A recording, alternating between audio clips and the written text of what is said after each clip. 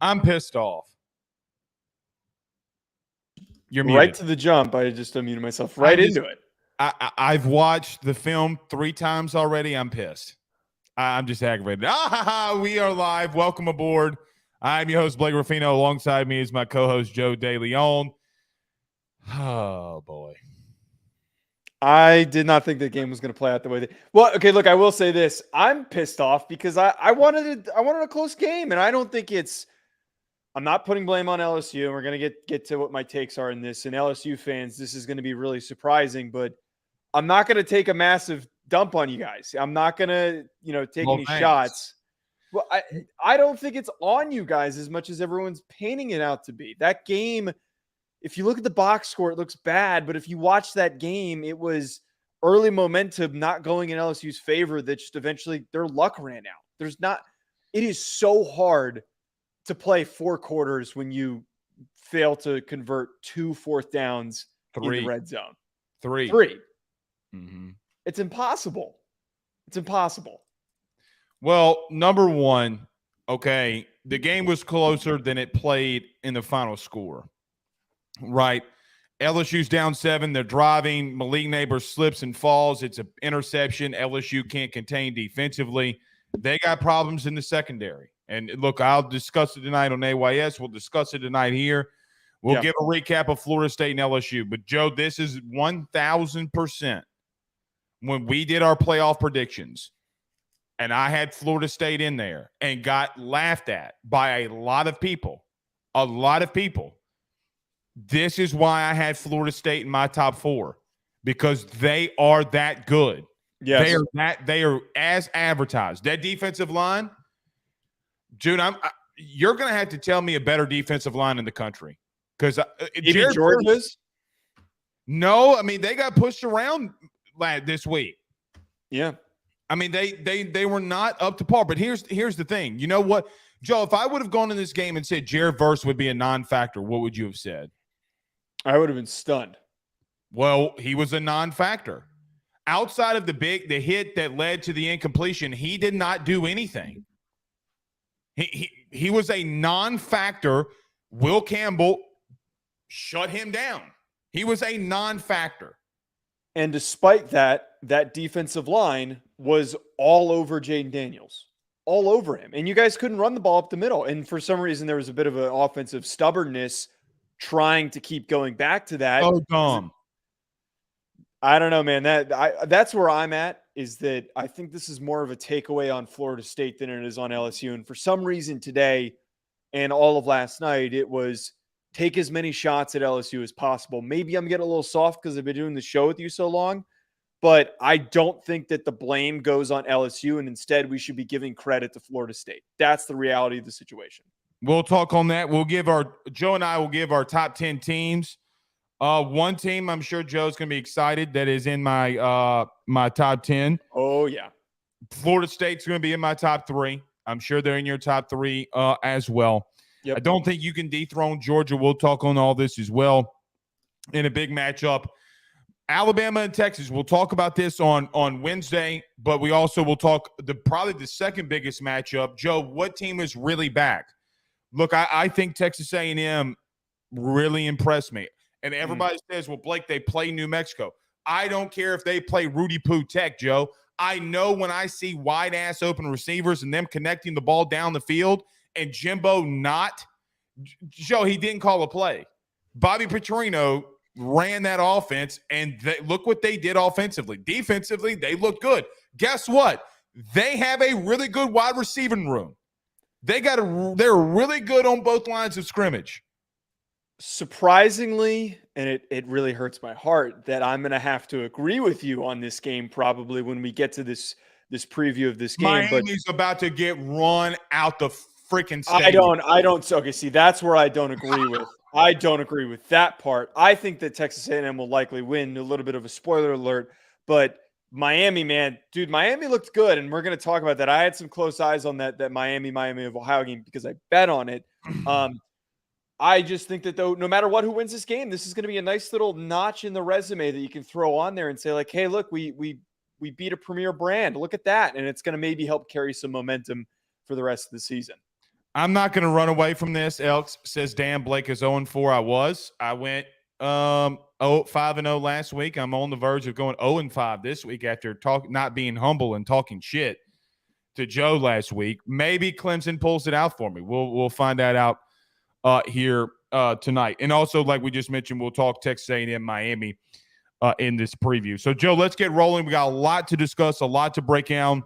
Let's do it. Let's get to it. Let's talk about our good friends over at betonline.ag. But before we do that, you know what time it is, man. Everybody do us a favor by hitting the like and share to all of those social media groups, share to all of those social media pages. If you're listening to us on YouTube, like, subscribe, notification bell. Wherever you listen to podcasts, rate, review, and subscribe. And if you're listening to us or watching us on Fubo TV, welcome, welcome, welcome. Don't go anywhere. We got a lot to break down. I'm probably going to go on a mini rant next. LSU, breaking down LSU and Florida State.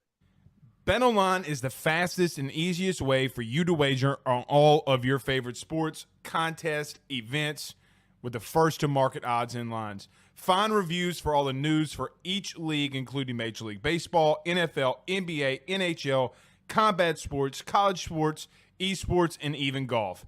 BetOnline continues to be the top online resource for all of your sports information for live in-game betting, props, and futures. Head on over to BetOnline today and use your mobile device to join and make your first sports bet. Use our promo code BELIEVE50, that's BELIEVE50, BLEAV 50, to receive your 50% off welcome bonus on your first deposit. That's betonline.ag, betonline.ag.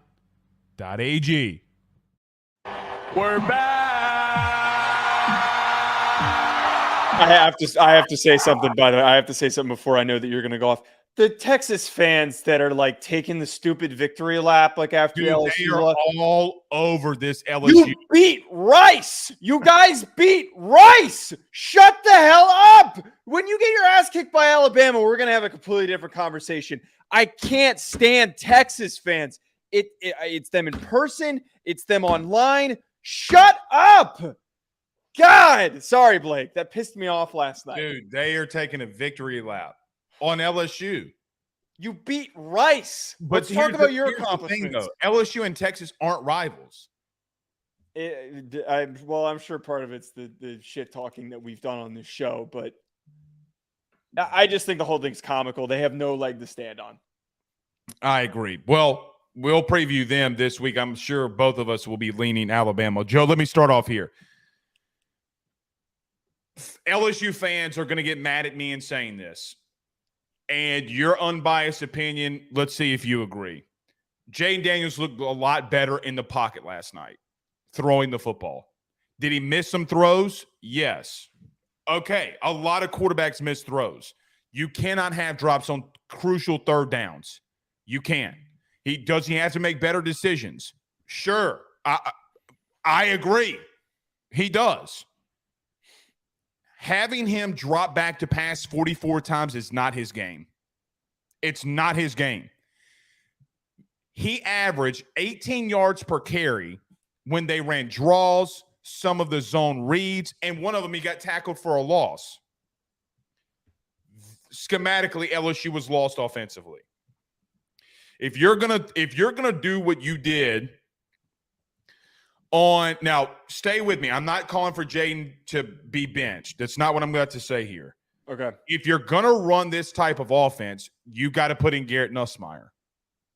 Because if you're not going to get Jayden Daniels out in space, which we saw him do against Alabama a year ago, you're going to lose. That's not his game. He is more Lamar Jackson than he is Tom Brady.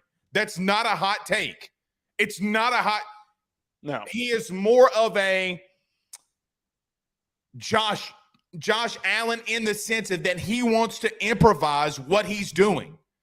Getting him to sit back in the pocket to try to make reads is not his strong suit. When you're not able to score in the second half, get his fast ass out in space and let him run. Because, Joe, every time they did that, they converted. Did you know that? Every time he got outside the tackles, he converted. They didn't stop it. The draw plays, they didn't stop it. That's one offensively. The game was closer than some people will look at the final box score and say. LSU's down 7. early in the fourth quarter, actually the very first play of the fourth quarter, okay, Malik Neighbors falls down. It's the interception, somewhat of the dagger for LSU because the DBs were getting roasted by a kid from Louisiana that I begged and pleaded for. Joe, I went back to my show when Keon Coleman went in the portal. We talked about it on this show. Yep. I begged and pleaded for LSU to go get Keon Coleman. Did I not? Begged and pleaded. On this show, I went back and listened to it. I said he is a top 3 receiver with Marvin Harrison in the fold. I think he's a top 2, top 3 wide receiver in college football. Mm-hmm. LSU didn't go do that. They thought they had the dudes. They don't. Athletically, they do. But big-time players make big-time plays in big-time games. That's not what I'm the most pissed off about. You know what I'm the most pissed off about? All summer, Brian Kelly has been very nice and gracious of giving us access. Harold Perkins has been rushing the passer, Joe. What in the outright shit did I see last night on crucial third downs not letting Harold Perkins get after Jordan Travis? What did I see? You're letting him spy? Okay, do that a couple times. Sounds good. Jordan Travis is going to scramble to throw the football. He does not want to run the football. We have seen that for 6 years now. He does not want to run. He's going to scramble to throw. Broke down. Oh, and by the way, LSU's got an issue at DB. Yeah. They have an issue at DB. Now, they won't see a better wide receiver core than they saw last night the entire year. They're going to have to fix it, man. They're going to have to fix it. To talk specifically on the coaching stuff that you brought up before I kind of get to my takeaways from this game. I don't understand the usage approach for 2 of your best players, and you hit on it. Why are you asking Jaden Daniels to sit in the pocket and make plays and deliver as a pocket passer when his biggest, and you just said this, his biggest strength is being an athlete and threatening defenses with his legs? And they did a lot of that in the first half. Like, he picked up a bunch of nice plays and a bunch of nice gains when he was being Jaden Daniels. But for some reason, they completely flipped the script and they were doing the opposite of what was going to help him succeed. And then Harold Perkins, some people want to go as far as say that he had a bad game. He didn't. His usage was bizarre. Why are you not sending your best athlete after the quarterback?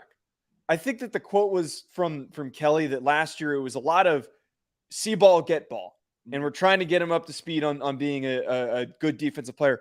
That worked last year. I'm not saying that you give him a dumbed down defense, but why are you trying to overcomplicate the kid? The kid is so freakishly athletic and talented and instinctual. Let him go do that. Why are you overcomplicating things with both of those guys? And then the last bit here, I said this in the introduction. I don't put a lot of blame on LSU for things going awry for them in the second half. Florida State's really freaking good, and they just exploded because all the momentum was in their favor. But it is so hard to maintain momentum. All the momentum was in favor of LSU that entire first half. Agreed. To not convert on those 2 early 4th and goal to go situations or 4th and red zone situations and not at least kick 1 field goal in that spot, that killed them. I had such a bad feeling going into halftime knowing that those things were not converted. I knew that it was going to be an impossible task for them to bounce back and be able to finish that game. You left 14 points on the table. 14 points. Or you could say 6 points off the table because they could have kicked 2 field goals. That decision-making was a little bit too aggressive, and I think that killed them in the long run. In the fourth quarter, the effort wasn't there, okay, which I think is what a lot of people are aggravated about. The DB room for LSU has a massive problem. Now, I understand that Brian Kelly has his rules. I know that Brian Kelly has his ways, and some of them I agree. If a kid shows up late, okay. You know, like, you're not going to get – I don't want to say playing time, but the rewards. I internally last night was asking myself the question, why is Denver Harris not in the ball game? Yeah. Why are you constantly leaving Deuce Chestnut out there on the perimeter to Keon Coleman? Look, you put a safety on Keon Coleman and Major Burns. You're trying to go after Jordan Travis. They score. Okay. All right. I'm cool with that. You're not gonna completely stop them. Here is the entire game. Here is the biggest reason why LSU lost to Florida State the last 2 years. Joe, they were 11 for 18 on third down last year. Mm-hmm. In conversion downs yesterday, they were 10 of 15 on third and fourth down, 10 of 15. In 120 minutes worth of football, Jordan against LSU, Jordan Travis has been sacked 0 times. 0. If he's got to run and improvise and do things, mm-hmm. and you don't sack him, who gives a flying shit? Who gives a flying shit? Get after the quarterback. That is the name of the game when it comes to a guy that wants to throw the football. You can affect him in so many different ways by not getting an official sack in the stat sheet, getting him on the ground, hitting him, being there when he's throwing the ball, knocking him off course, doing a lot of different things. LSU's going to have to figure out their DB room.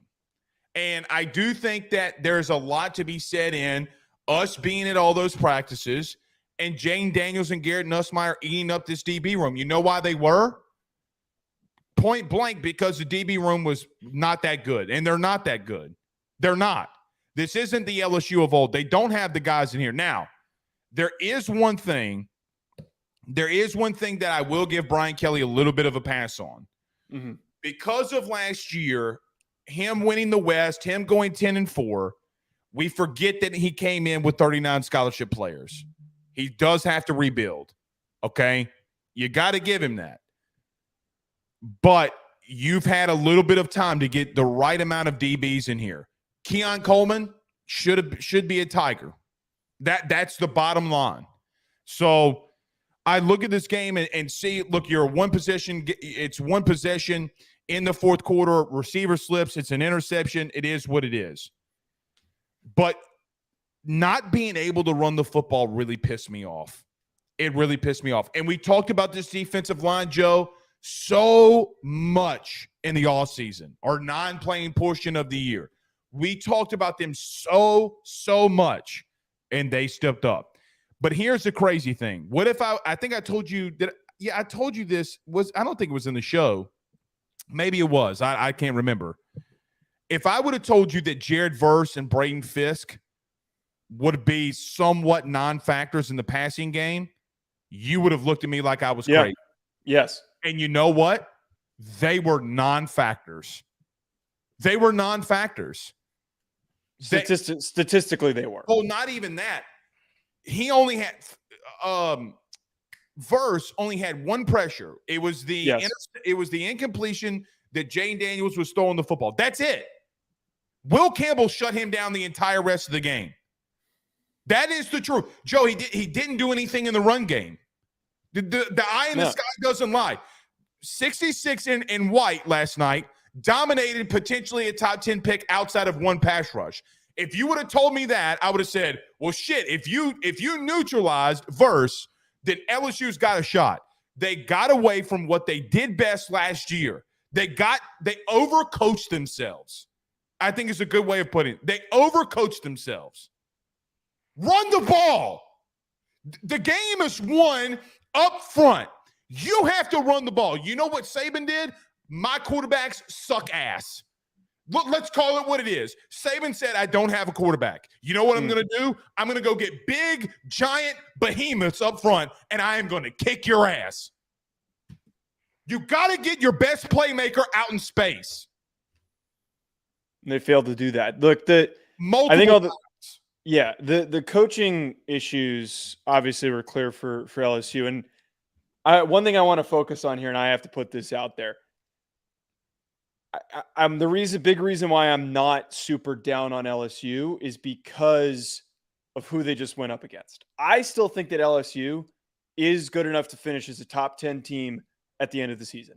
They're going to finish with a good record by the end of the year because they have a favorable schedule where they can win a lot of the games down the stretch. And they've got plenty of time. LSU versus Ole Miss right now, DBs? That's going to be a tough matchup. They're going to have to get things situated and figured out. But here is my main point, though, Blake. National championship winning teams have defining moments very early on in the season. Very, very often there are games for those teams. Last year it was Georgia beating the crap out of Oregon. That was the defining moment for them. Florida State just made a statement. They just announced themselves to the world and said, you guys were talking about Coach Prime the other day and how he just put together a transfer portal haul and made them competitive again. Look what we just did. We just put together an all-star team of all of the players in the transfer portal. That was the best transfer portal class. This team will play in the national championship, Blake. That's why I'm saying that, like LSU fans, I don't think you should obviously read into the issues, but you can only take it with so much of you have to take it with so much of a grain of salt because you just played against a top 2, top 3 team in the country. I know that there's an aspiration for LSU to be in that conversation, but that team is going to play in the national championship by the end of the season. And we talked about this a lot leading up to the game, Blake, that whoever won this game was going to gain a ton of momentum that was going to set them up for that type of a run. And Florida State is not going to have any other challenges until they play Clemson. They're not going to face a single other team that gives them as much of a challenge along the offensive and defensive line on their regular season schedule. Not even Clemson fits that discussion. Florida State is as well-rounded as any team in the country, and I would argue they are in the conversation to be more well-rounded than Michigan and Georgia. Their quarterback is poised and can make plays. They have massive jump ball threats at receiver that are unguardable, and Keon Coleman is a freaking dude, and I said that during the preseason that he is going to be the second wide receiver off the board when it's all said and done. Their offensive line is stout. They've got multiple strong, elusive running backs, and their defensive line is freaking dominant, not to mention the defensive backs they went and added. That roster, and I don't want to hear the bullshit that people are saying that that's a hot take because it's not. That team, if you watched it, is good enough to play in the national championship. I agree. And on that point, you know what's wild about this? What? The teams that made the 2 biggest impacts this weekend were who, in your opinion? It was Colorado and Florida State. All the touchdowns made by Florida State last night, guys from the transfer portal. Colorado, all of their touchdowns were Deion recruits, okay, Dylan Yes. Edwards, or portal players. I think we got a little writing on the wall about how it might be to make a team now. Either you're going to have to recruit like Alabama or Georgia, or you're just going to have to throw shit at the wall when it comes to the portal and see what sticks. You got to win the Keon Colemans. You got to win the Braden Fisks. You got to win the Jaheim Bell recruiting portal-wise. You cannot Fincherell Cypress. You got to be able to win those battles. The truth is, Colorado had the number 1 overall portal class because of how many dudes they brought in. Travis Hunter single-handedly could win you that one. But Florida State's right there. They are right there. I do agree that I think the point that you just made was probably the best take that I think you've ever had. In this way, Florida State can attack you in so many different ways offensively. It's scary. But here's another thing too. Let's not act like in that first half LSU wasn't popping them in the mouth offensively. They were, so that's my whole. And the other part of that too, Mekhi Wingo was eating up the lunch of the entire interior. Well, and Jordan Jefferson, 99. Yeah. Dude, the interior of that offensive line for Florida State is not good. This is my whole point, though, is that who the heck are they going to face down the stretch? First of all, they're going to make the playoff. But when then they have to then face Georgia or Michigan, which is very likely. I know it's only been 1 week, but it's very likely. I don't think that either of those teams have vastly better offensive lines or defensive lines. That is the truest test that they're going to get. And I know that they had difficulty, but they're not going to get stopped by anyone. I don't think, and I know that we still have to watch Clemson in 30 minutes when that game kicks off. I'm not really that worried about Clemson going up against this team. I think Clemson's going to be explosive and they're going to be a top 10 team, but they are not on that same level as Florida State. They're going to be improved, but they do not have those athletes at receiver and running back. I'm going to push back. Let's see what Garrett Riley does. Look, Will Shipley's fine, and I know that they've got some bodies at receiver, but they got more than bodies. They don't have Johnny Wilson, Jaheim Bell, and Keon Coleman.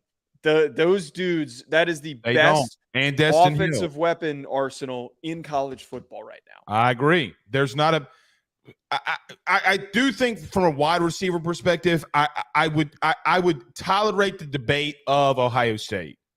Okay. I would tolerate it because with better quarterback play, I do think that Ohio State's receiving core, weapons-wise and running backs, you can't make the argument, okay? The guy can't get them the damn ball, though. That's the problem. Correct. But I do agree. Keon Coleman, Joe, I have videos all over AYS of me begging and pleading. Trey Harris at Ole Miss, Louisiana dude from Lafayette. I begged and pleaded. My entire take during the offseason was LSU led the country or led the SEC in drops a year ago. They have green grass athletes. If you don't utilize them, Joe, they had 18 passes. LSU last night had 18 passes, 10 yards or less. That's 10 yards or less. You want to hear terrible. something even more nuts? The passes that weren't. One went for 75 yards at the end of the game for a touchdown. That's one. Jaden had 5 other throws, 10 yards or 10 yards plus. You want to hear something nuts? All of them were dropped. Let me repeat what I just said. 18 passes, 10 yards or less, okay? Every other pass besides the touchdown, he had one other one. Every other pass was dropped 10 yards plus. I have a kind of a shitty take that you're not going to like. Hit me with it. I don't know if this team's equipped for Jaden Daniels. You got to take shots. Joe, so if I told you that he had 8 – hold on one second. But they don't call the offense that way, though. That's the problem. But they couldn't because they had 6 drops. He went 2 for 8 at 10 yards plus, okay? 10 yards plus, he had 8 attempts. I'm okay with that. You're going to have to do that. Joe, what if I told you that a guy went 2 for 6 on passes 10 yards and plus and 6 of them were dropped? I mean, that doesn't serve very well for him. He needs his receivers to make those plays. Okay. Yeah. What happens if those passes are connected with? Man, this is the whole thing. Then it's going to be you have more offensive The momentum. one with Malik Neighbors in the end zone, you were at the 5-yard line. That's not a 10-yard throw. Okay, it looks different because it's going from the far hash to the opposite side of the end zone, but he's at the 5-yard line. Like this is not my go look up PFF. This isn't my take. But when I look at that though, Joe, you take 8 shots and 6 drops. That is a massive issue. All right. I just don't get. Again, I don't want to reiterate what we talked about earlier. Just the decision making for that quarterback, the play calling to set him up to ask him to do things that he's not good at. Like, you guys can run the ball really, really well. You've got a good stable of running backs, but you didn't use them. Here's my last take on this before we transition, and I this is definitely going to piss you off. It's a down year for SEC. It's a down year for SEC teams. Plain and simple. I think it's way too early to tell that.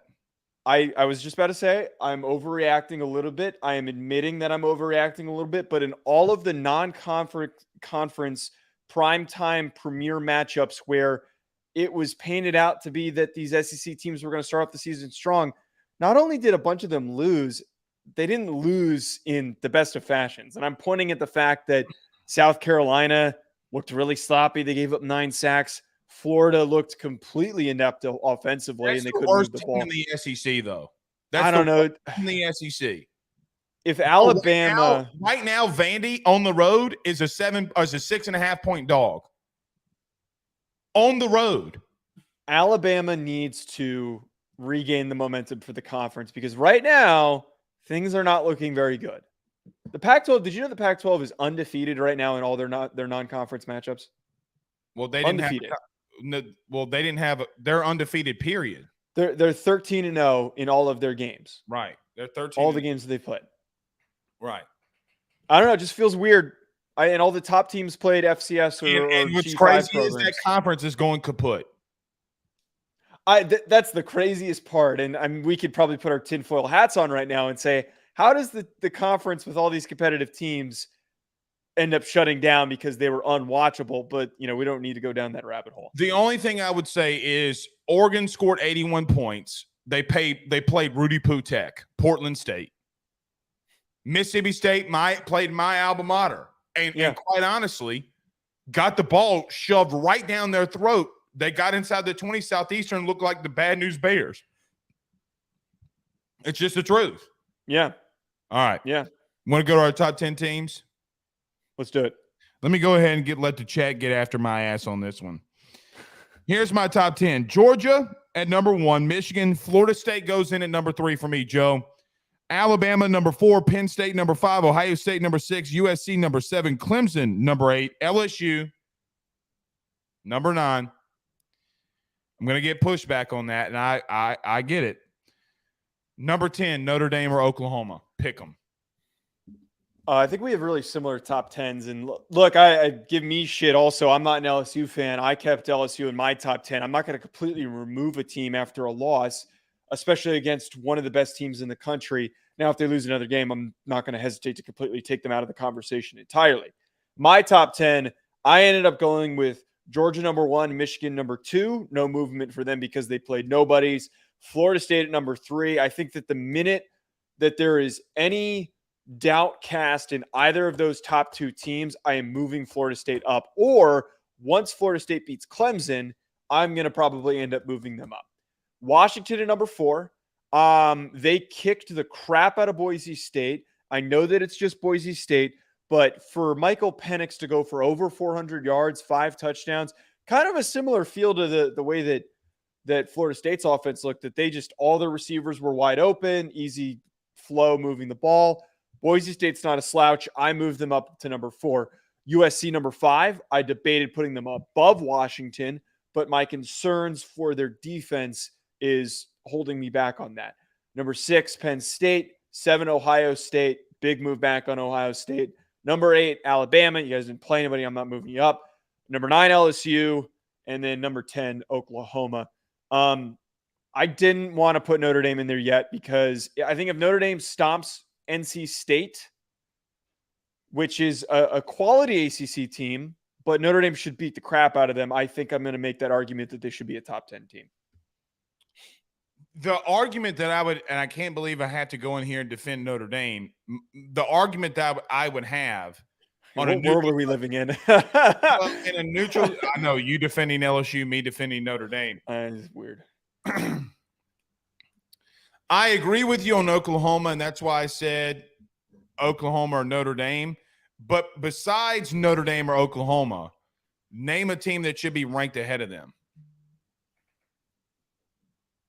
Like if you had a top 11, is Notre Dame number 11? Yeah, I have them at 11. I would have them at 11. I absolutely have them ahead of Texas and Clemson. We still have to see Clemson first. Yes, I am killing myself. This does not feel good. It doesn't. Here's an interesting conversation that I want to take this. Okay. A lot of people are so down and talking shit on Georgia. Why? We did the same thing last year when they played and they dicked around with Kent State and Missouri. And it was like, oh, they looked kind of weak against Missouri. And then they came around and smacked Tennessee. And then there was never a second of doubt after that. Look, I'm never going to worry about Georgia. I know that their defensive line was not as sexy as we're used to seeing against UT Martin. And maybe Carson Beck's got to get a little bit more comfortable.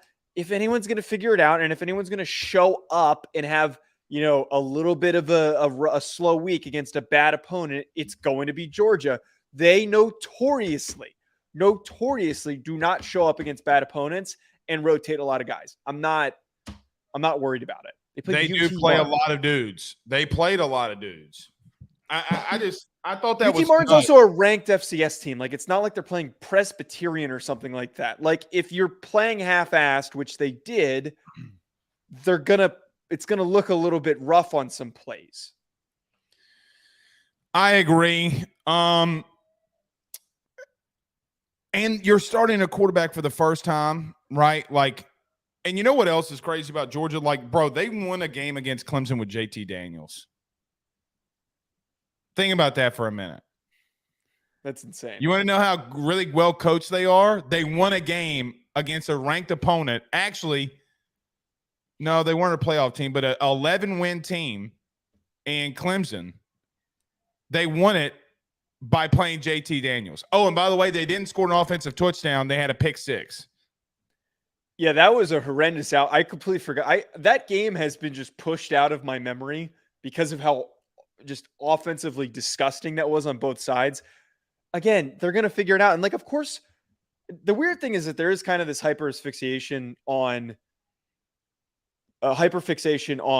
Carson Beck and the way that he played. But, like, again, it's UT Martin. The guy's going. That's a warm-up game. It's the preseason. I'm not worried about that stuff. Here's the other thing that I want to bring up with these top tens that we both moved back Ohio State. I know that they still won, and I know that it's kind of contrary. They look bad, dude. They look bad in winning.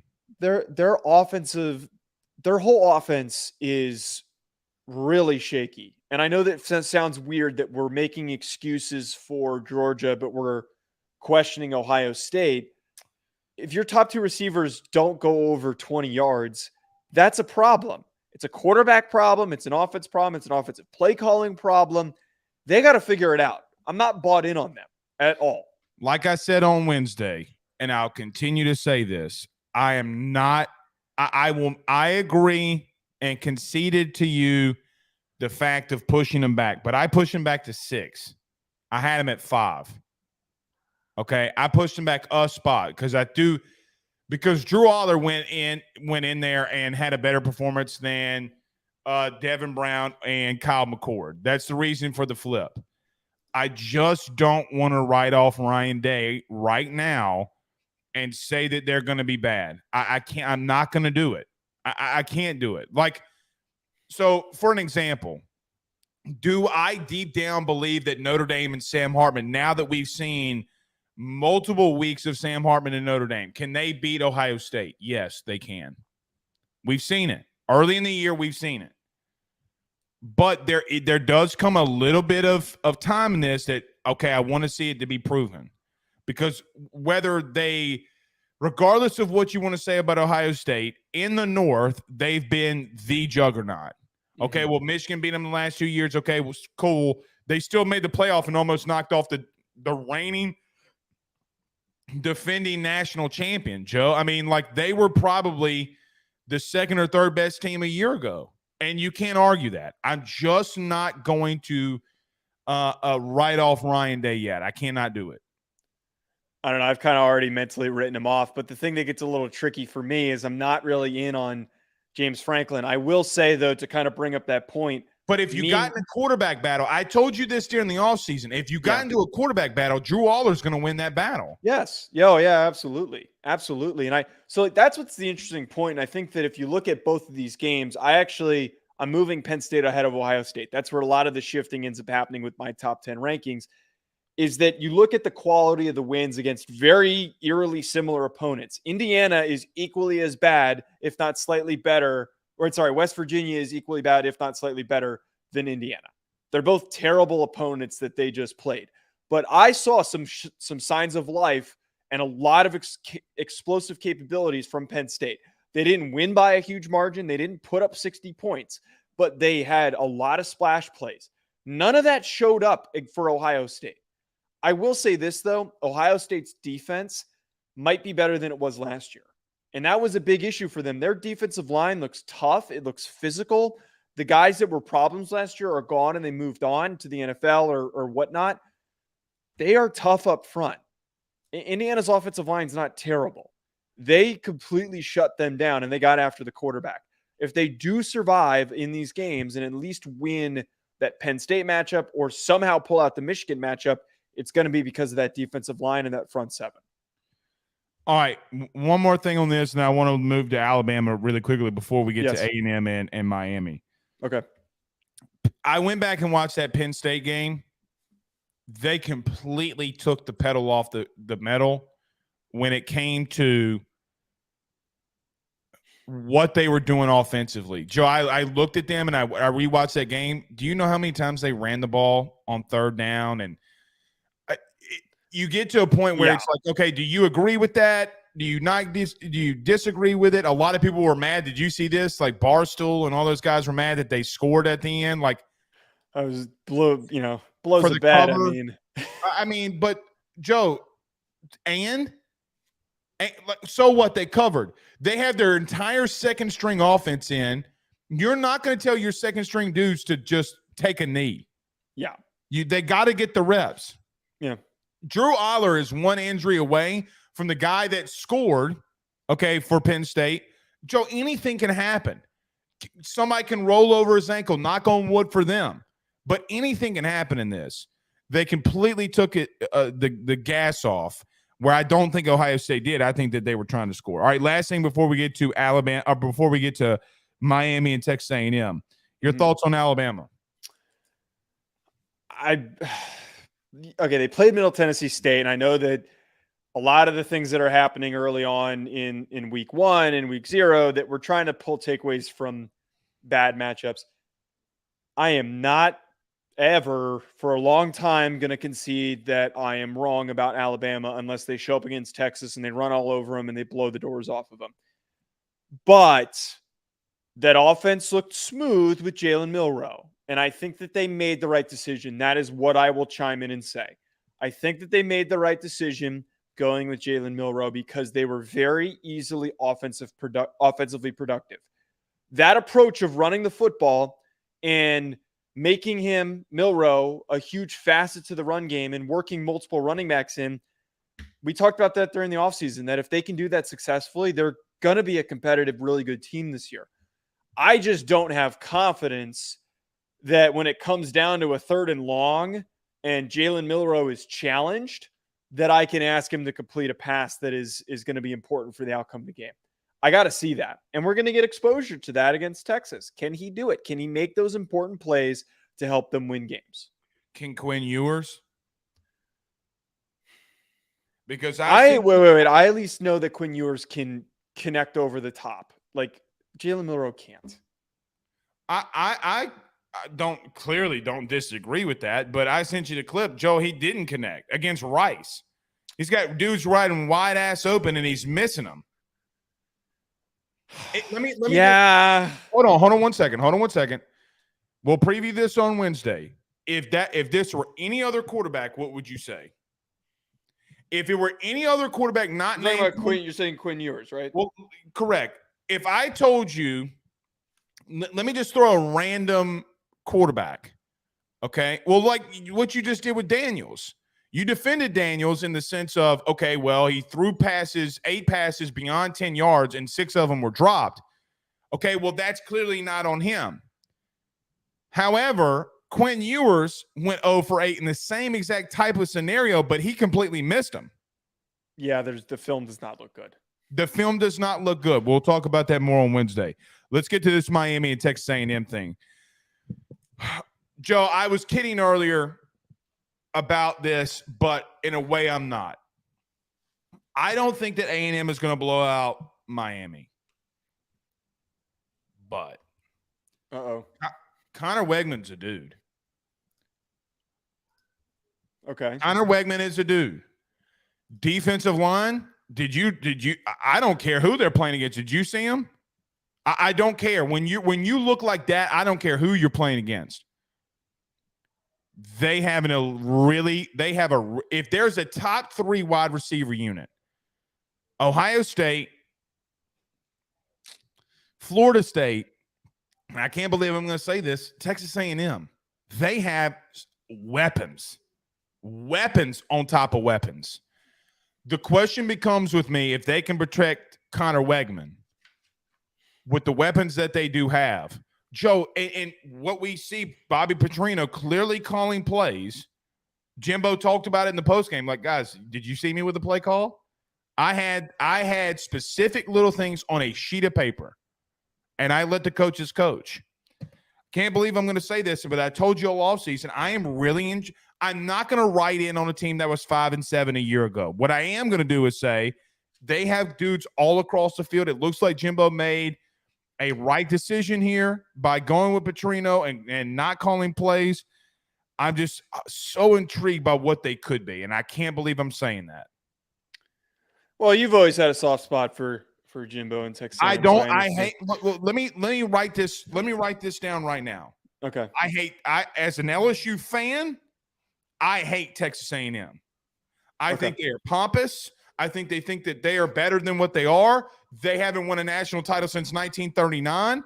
They suck. The only national title that they've had the last 5 years is in cow meat judging. Meat judging. They're meat judgers. Veiny, triumphant, ribeye meat judgers. Okay? It doesn't matter what they've done in the past. It doesn't matter what I think of Jimbo. Okay. What can they be? If Petrino's calling plays with these weapons, they can be something. I'm not saying they're going to the playoff. I'm not saying they're winning a national title. Joe, can they win 8 or 9 games? That is doable. Yeah. So here's the first thing is I'm going to concede that Texas A&M last year it was like, oh my God, it was like watching a car on fire barreling down on the highway. It's like, what is going to go wrong next? They looked like a normal top 25 caliber team. I know against a bad opponent, but they looked cleaner. And I'm going to reiterate what you just said. Connor Weigman is a dude. He is going to be a highly sought after draft pick. He's got a live arm. He can move. He can throw on the run. I really love what they're bringing to the table with Weigman. I think that he is going to be very productive this season. I'm leaning for Texas A&M to win this matchup with Miami for that reason. I love what Evan Stewart has done, and it looks like he's gotten even better than he did last year. That combo is going to help set them up, and their defensive line is going to help set them up. But this game will not be lopsided. I think that Miami is vastly improved from last season. Their offensive line, they have they got dudes up there now. Yeah, they are mauling people. And I'm blanking on the name of the young freshman that they added. It's going to come to me in a second. His brother's also on the team. That kid is a freakish athlete. They have a really good young core along that offensive line. But what is going to hurt them and why they're going to lose this game? They're going to run the ball just fine. Like they've got a number of guys that stood out to me. Let me. Are they with that D line from A&M? I think we're going to be surprised. I really think that Miami is going to come out with Parrish Jr. and Fletcher Jr., the two backs that got a lot of carries against Miami of Ohio. They looked really good, and they were picking up just a lot of long gains. They've got good acceleration and burst to separate. But dude, Tyler Van Dyke stinks. I can't watch that. I can't watch this guy anymore. I'm done with it. Like they really couldn't have gone out there and gotten somebody else. They should have let him hit the portal, and they should have gone after even Graham Mertz would have been a better option. The fact that they were and you hate Graham Mertz. I don't hate him. I just don't think he's good. But Tyler Van Dyke is terrible. He's terrible. He only threw for 200 yards and struggled against Miami of Ohio. Flip on the tape. He's not good. If this game gets out of hand, it's going to be because he makes a mess in his pants. It's the guy needs to not be starting, and I'm worried about what the other backup options are. So if you think he's that bad, then why do you think it's going to be closer than it is? Running the football is just running the football. I mean, like if he is still that bad, and we believe that A&M does have weapons offensively, good O-line, good running backs. They got two former they got the Reuben Owens kid, Le'Veon or the Moss. God dog it, I always blank on the receiver's name. It's not A-Chain. What's the other kid's name for crying out loud? God dog. He's been there since 1986. I forget, but they have weapons. Isn't it Anais Smith? Let me check. Okay. It's driving me nuts, but the kid's bananas. Bananas. Okay. Why would I pick? Let me ask you this question. It is Anais Smith. It is okay. Anais Smith. Why would I pick Miami to keep this close if Tyler Van Dyke is what you say he is? Because not only do I think that they're going to control the line of scrimmage offensively, I think that they're going to run the ball. They're going to kill the clock a little bit because they need to notice and realize that is their best chance at winning. The other aspect of this too, I think that their defensive line is also not that far off from Texas A&M's. Leonard Taylor is freaking good, and their secondary has a lot of athletes. Cam Kitchens is going to be a first-round pick. If Weigman makes any mistakes, it could result in a fumble or a pick because they're going up against some really elite premier athletes. My concern coming into the year for Miami is that those athletes had not developed in their time in Coral Gables, and they're starting to look like they've developed. They look like they've gotten there. They can dominate this game along the line of scrimmage. And if they do, I think that this keeps this game a lot closer. So I'm not going to agree with that fully either, Joe, mainly due to the fact that you have potentially, and you do draft stuff, potentially you have 3 first-round picks on the defensive line for A&M. Walter Nolan was all over the place. He's been on – people say, oh, well, Blake, they played Rudy Poo State. He did it against Alabama. He's done it against LSU. He's done it against big-time opponents. This isn't anything new. I get that. Nothing new. I see. This is McKinley Jackson was all over the place. There's nothing new. I'm not saying that they're not going to be impactful, and I'm not saying that they're not going to win this game. I really do think that they win by 7+ points, 7-10 points, somewhere in that range. I just don't think that this ends up being a 20-point margin of victory. Like, I don't think this is going to be some smack you around, get you in and out, game over type of a game. I still think that there are going to be some growing pains with this Texas A&M team. It is not going to be a perfect immediate transition for them in game 2 against a quality opponent. This is also, just like we talked about, Texas A&M is no longer a dumpster fire. Miami also appears to be no longer a dumpster fire. First quality opponent in the second week. Not all of your problems are going to be completely ironed out. It's going to be a little bit. I think they're not going to be fully clean. The old adage is that you make the biggest jumps from week 1 to week 2, right?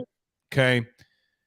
Tyler Van Dyke on Saturday went a whopping 17 of 22, 1 touchdown, 1 pick against Miami of Ohio.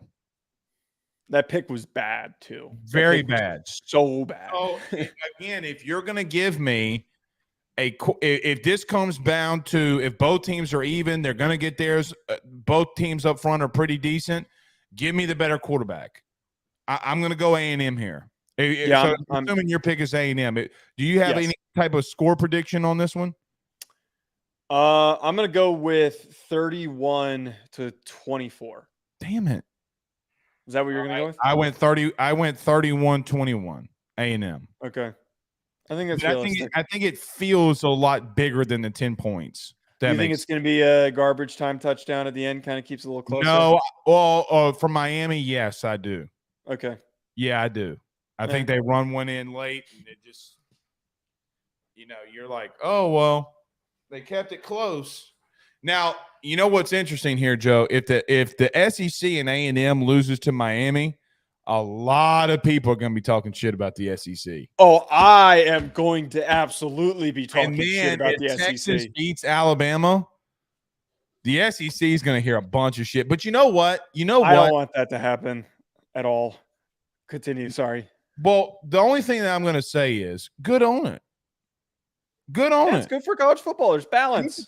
Like people say I'm an SEC homer. SEC teams not named LSU, I hate their guts. I don't know why people think that. I just think that when you recruit at that high of a level, there's something to be said about it. Yeah. Something to be said. All right. You know what? One thing I want to say before we get out of here. What's that? Texas Tech, you freaking a-holes. We didn't get to that last show. What the hell was that? We wasted a whole show on them. for it to not matter. And you know what? And you know what? Go back through your text messages. You know, even though I thought that they could be the team that, could be the surprise TCU team, I told you, let's not do a preview on Texas Tech. And what did you tell me? Blake, they're a top 25 team. I told you, you got to wait. You said no to TCU, which was probably a good thing. Well, they got their asses beat by Colorado. We had to do our due diligence in previewing all the teams, man. We can't give biased coverage. We had to do our due diligence. Well, you know what? Texas State made up for it, beating Baylor. Go Shade to TJ Finley, huh? All right, man. GJ Kinney, what he did with the Incarnate Word, man. Dude, he's going to get hired somewhere in 3 years, and everyone's going to be like, who's this GJ Kinney guy? Dude, he's the next big coach. Just watch. If Texas beats Alabama, says Gideon in the chat, you can't say that the Big 12 beat the SEC because Texas is technically a SEC team. That is true. Because the version of Texas. Listen to me. They're not beating Alabama. At Alabama, no shot. I don't think they're doing it. All right. No shot. Great show. Great show.